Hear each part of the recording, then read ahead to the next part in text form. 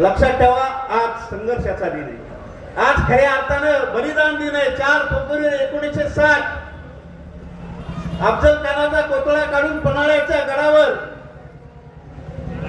राजे जेव्हा गेले होते. 4 फेब्रुवारी 1970 ला घडलेला बलिदान दिवस या महाराष्ट्राच्या इतिहासाने पाहिला आहे.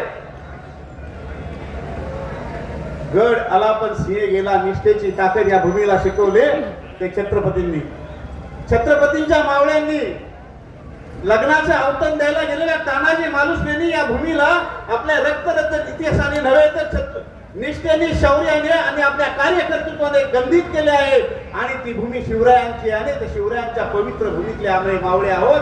आम्ही कुणाचे आपला इमान विकू देणार नाही. शिवसेना या पक्षासाठी बऱ्याचशा कृतज्ञता व्यक्त करण्यासाठी, या गोरगरीब जनतेचे नेतृत्व करण्यासाठी सक्षम असलेल्या 2 जिल्हा परिषद पंचायत समिती खऱ्या अर्थानं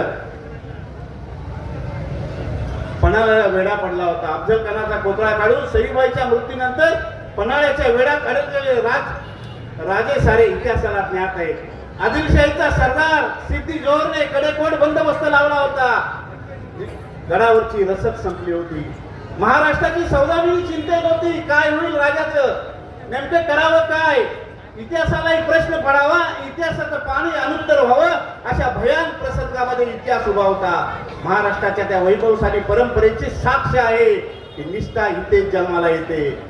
आणि हुबेहूब शिवाजी सारखा दिसणाऱ्या शिवा काशीद्या नाभिक समाजाच्या सरदारानं पुढे 2 हात केले आणि राजांनी सांगितलं, राजा एक पालखी विशालगडाकडे जाऊ द्या, एक पालखी मी स्वतः शिवाजी बनून सिद्धी जोहरच्या वाटेला जातो. आपल्याला रुंद छातीचा, दिप्पाळ शरीर यष्टीचा, मजबूत बांध्याचा शिवा काशीत मरणासाठी आपल्यासाठी तयार होतो. मेणे सरतात, पालखी तयार होते आणि राजांनी डोक्यातला जिरे त्याच्या डोक्यात घालतात.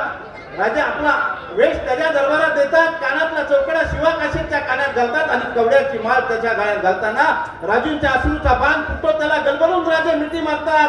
शिवा कशासाठी निर्माण करायचे स्वराज्य, निष्ठा इथून जन्माला होते. बांधवांनी हे स्वराज्यामध्ये शिवा काशीत सांगतात, जन्माला शिवा म्हणून आले असलो तरी मरताना शिवाजी म्हणून मरतोय.